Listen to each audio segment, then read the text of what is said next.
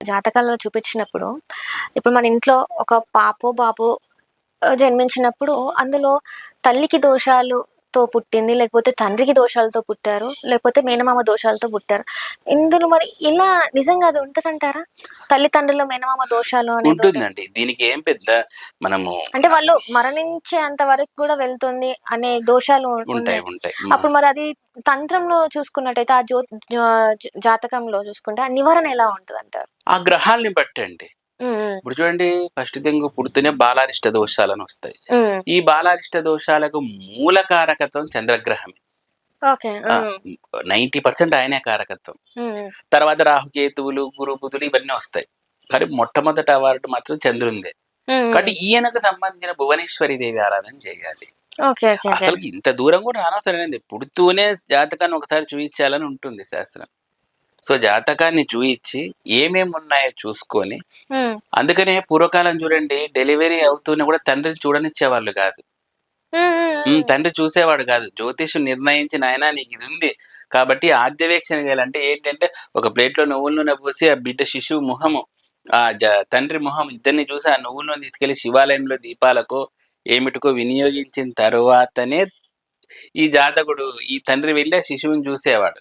So, హ్మ్. ఇవన్నీ చాలా గట్టిగా పెట్టారు మన వాళ్ళు. ఈ కాలం అంతా నెగ్లిజెన్స్ అయిపోయింది. అసలు ఇలాంటిది నేనిప్పుడే వింటున్నా. హ్మ్.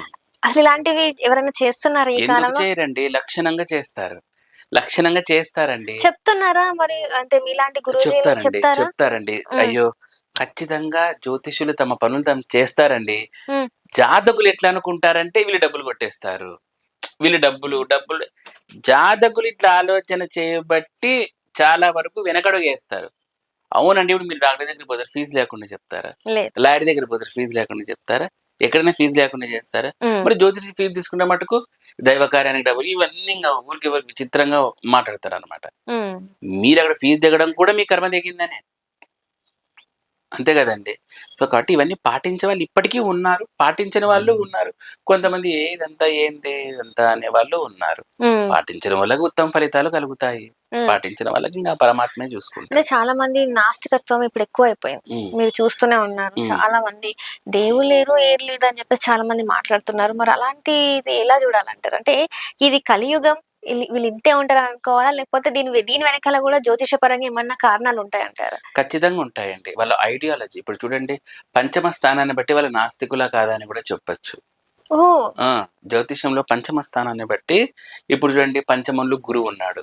హ్మ్. హ్మ్. చాలా బాగా మాట్లాడతారు. అంటే థింకింగ్ ప్రాసెస్ భగవంతుడు. గురువు వక్రం చెందారు.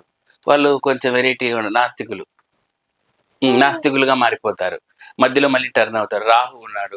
వాడు ఎప్పుడు ఏ సైడ్ మాట్లాడతాడో తెలీదనమాట.